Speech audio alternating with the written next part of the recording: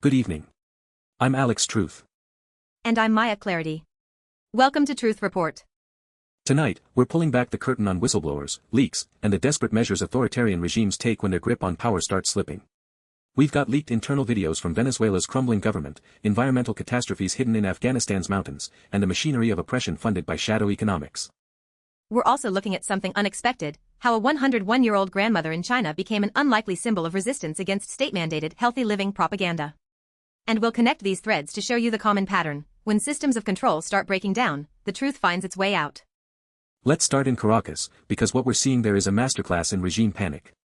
According to The Guardian's reporting from January 23, a leaked video has surfaced showing Venezuela's interim leader Delcy Rodriguez on speakerphone with regime-friendly social media influencers, making extraordinary claims about threats from the United States. This leak is significant for several reasons.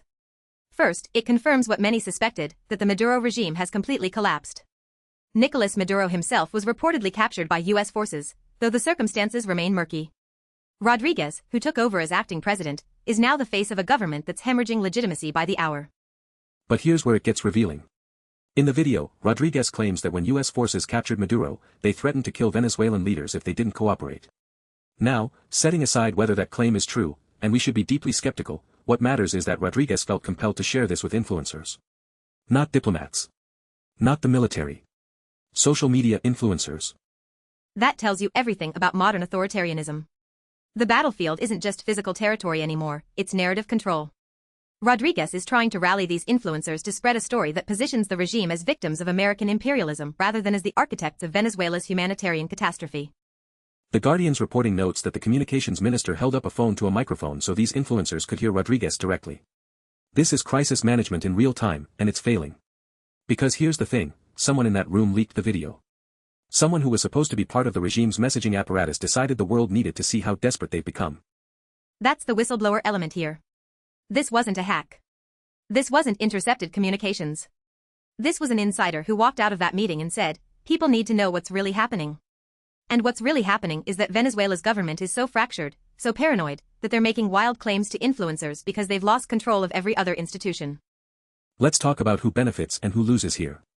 The Venezuelan people, who've endured years of economic collapse, food shortages, and political repression, they benefit from seeing their oppressors exposed as the incompetent, desperate figures they are.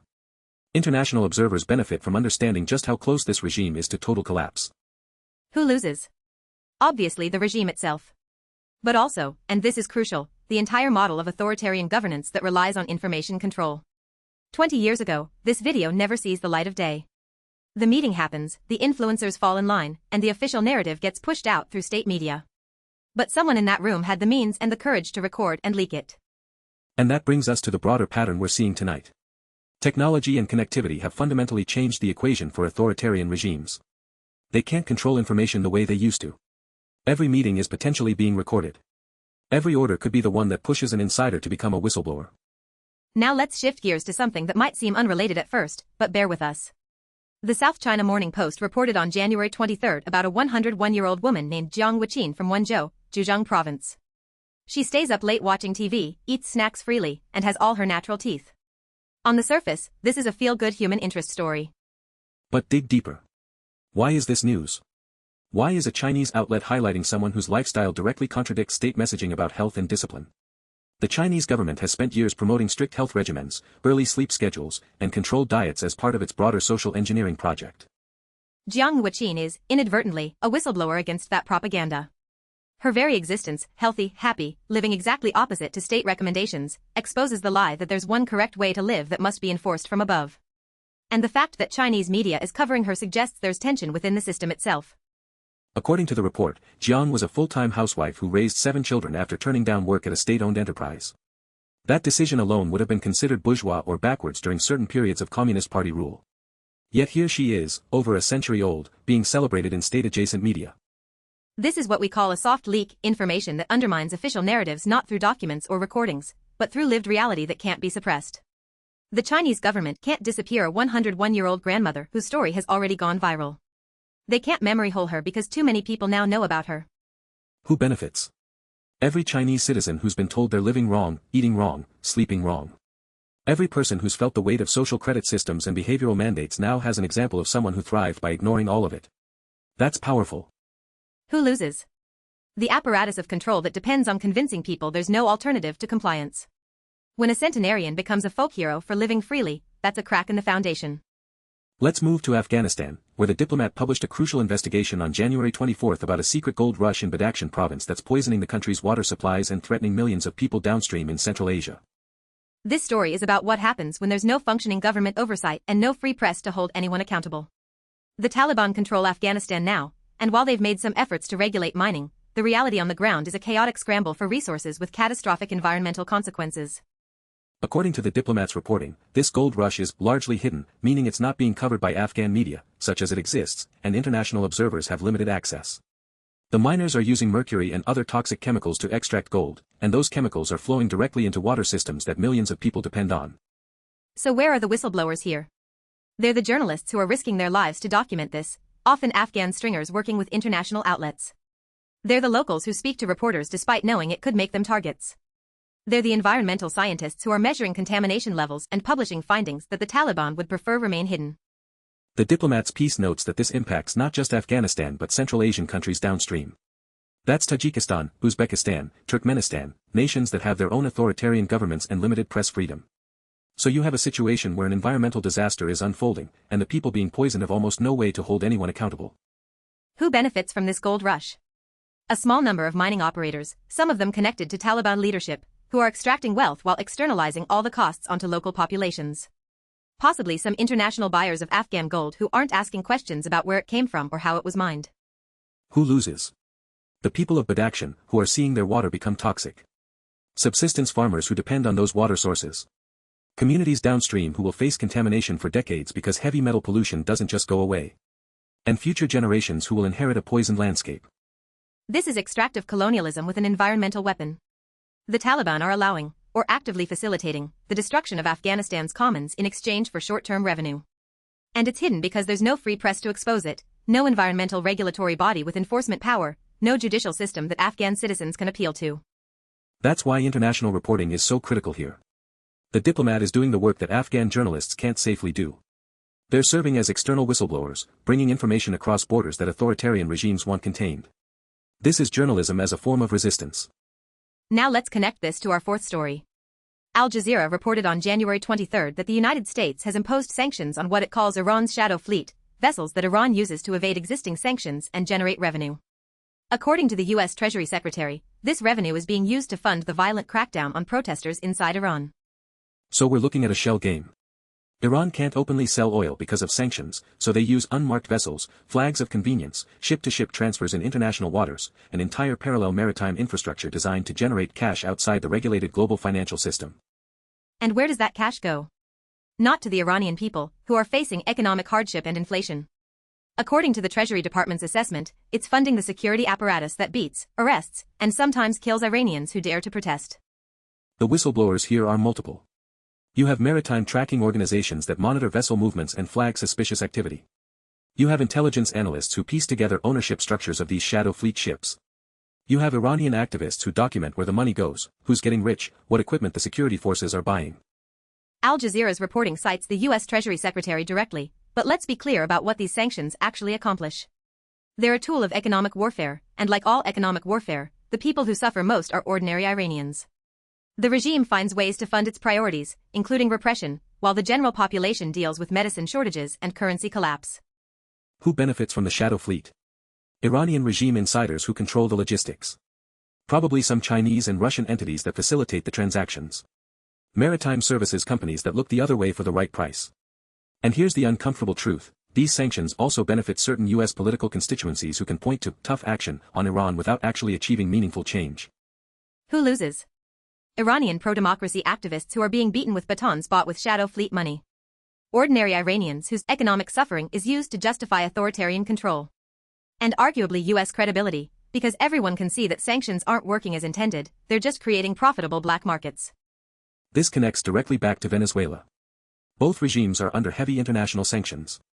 Both have developed shadow economic networks to survive. Both use the revenue to fund repression.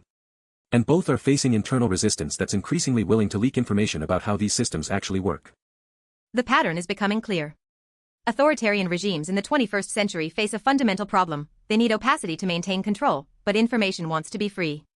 Every system they build to evade accountability creates new vulnerabilities, new points where an insider might become a whistleblower. Now here's where it gets really interesting.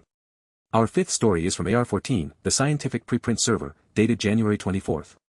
It's a physics paper about superparamagnetic magnetic tunnel junctions, basically, components that could be used for random number generation and probabilistic computing.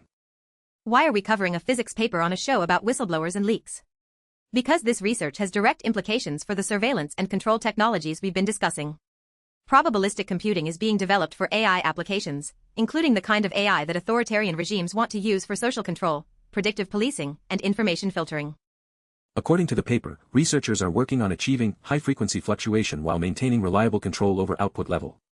In plain language, they want randomness they can control, which is somewhat paradoxical, but crucial for certain computing applications. The whistleblower angle here is more subtle. This is open scientific research, published on AR14 for anyone to read. The researchers aren't hiding their work. But there's increasing tension in the scientific community about dual-use technologies, research that has legitimate applications but could also be weaponized. We've seen this pattern before with encryption, with facial recognition, with social network analysis. Scientists publish findings because that's how science advances. Then those findings get picked up by defense contractors, surveillance companies, or authoritarian regimes and applied in ways the original researchers never intended, or claimed they didn't intend. Who benefits from this research? Potentially everyone, if it leads to better computing. But immediately, it benefits the entities with resources to implement it, major tech companies, military research divisions, and yes, the kind of governments we've been discussing that want better tools for population control. Who loses? That's the hard question. Privacy advocates are concerned about increasingly sophisticated surveillance. Civil liberties groups worry about AI systems that can predict and preempt dissent. And scientists themselves face an ethical dilemma about whether some research should be restricted, even if that goes against the principle of open inquiry. This is where the conversation about whistleblowing gets complicated. Is a scientist who publishes dual-use research helping humanity or giving tools to oppressors? Is a researcher who keeps breakthrough findings secret protecting people or stifling progress? There's no easy answer. But here's what we know, technologies of control are advancing faster than technologies of resistance. Encryption gets stronger, but surveillance gets smarter. Anonymity tools improve, but tracking algorithms improve faster.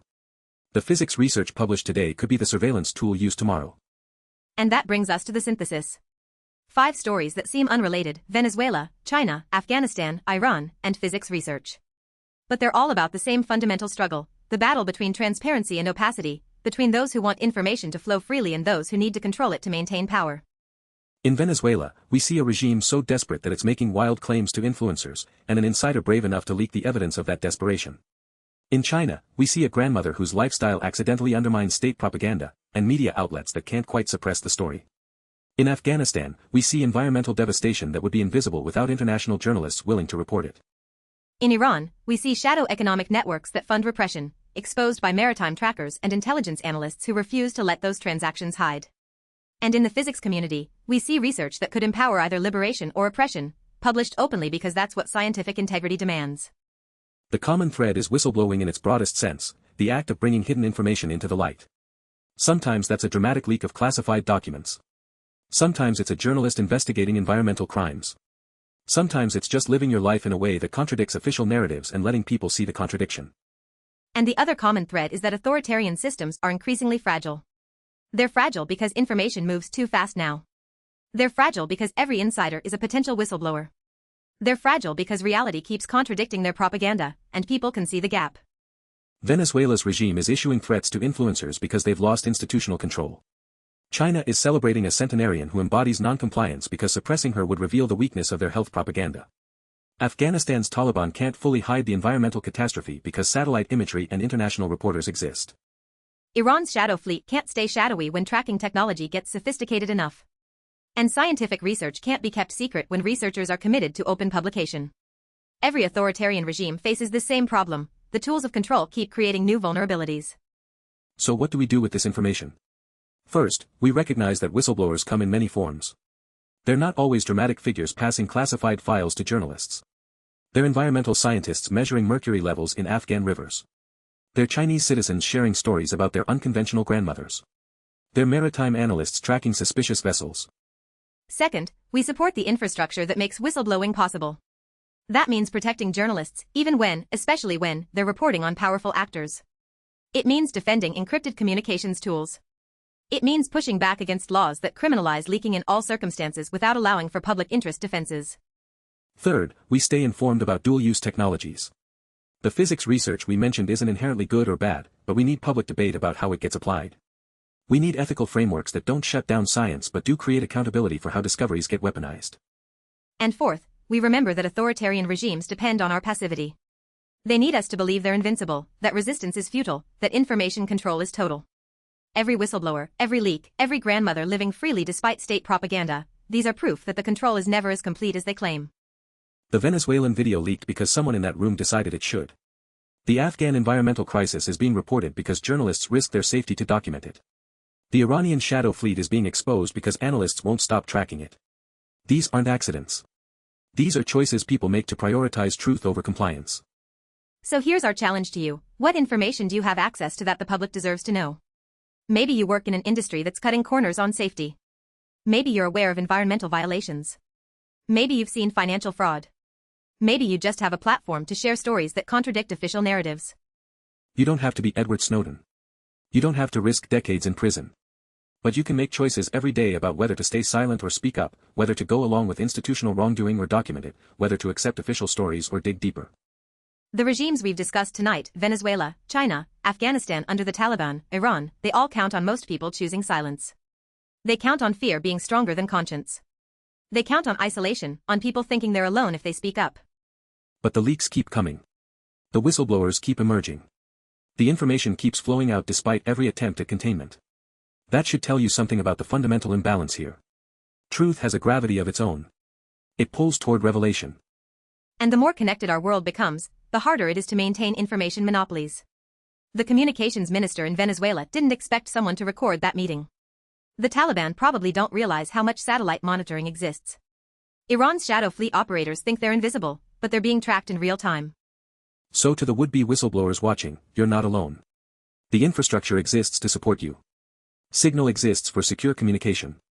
The Intercept, The Guardian, Der Spiegel, and dozens of other outlets have secure drop systems. Organizations like the National Whistleblower Center provide legal support. The path is dangerous, but it's not impossible. And to everyone else, when whistleblowers come forward, they're making enormous sacrifices. The least we can do is pay attention to what they're revealing, share it, discuss it, and demand accountability based on it. A whistleblower who leaks evidence of wrongdoing that everyone then ignores has wasted their courage. The stories we covered tonight will fade from headlines. Venezuela will stabilize or collapse. Jiang Yueqin will eventually pass away. Afghanistan's water crisis will continue to worsen unless someone intervenes. Iran's shadow fleet will adapt to new sanctions. Physics research will advance. But the underlying dynamic, the struggle between transparency and control, between whistleblowers and the systems they expose, that's not going anywhere. If anything, it's intensifying. We're living through a moment when information technology has fundamentally disrupted the ability of authorities to control narratives. And that disruption creates opportunities.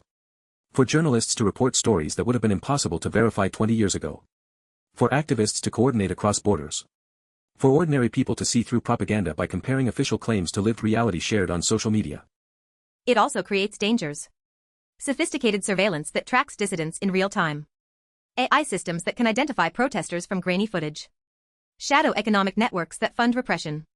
The same technologies that enable resistance also enable control, and the race between them is ongoing. Which is why nights like tonight matter. We've taken 5 seemingly disparate stories and shown you the pattern. We've connected the dots between a leaked video in Venezuela, a grandmother in China, environmental crimes in Afghanistan, shadow fleets funding Iranian repression, and physics research with dual-use applications. The pattern is this: authoritarian systems are fighting a losing battle against information flow, but they're doing enormous damage while they lose. They're poisoning rivers, funding crackdowns, spreading propaganda, and developing new tools of control. The question isn't whether they'll ultimately fail, information wants to be free, and history bends toward transparency. The question is how much suffering happens in the meantime, and whether we're willing to accelerate their decline by supporting whistleblowers, demanding accountability, and refusing to accept official narratives at face value. So stay informed. Stay skeptical. Support journalism that holds power accountable. Protect the tools that enable secure communication. And remember that every person who speaks truth to power makes it slightly easier for the next person to do the same. I'm Alex Truth. And I'm Maya Clarity. This has been Truth Report. Keep questioning. Keep digging. Keep demanding answers. Because the truth is out there, often being protected by someone brave enough to bring it forward. Don't let their courage go to waste. Good night. And stay vigilant.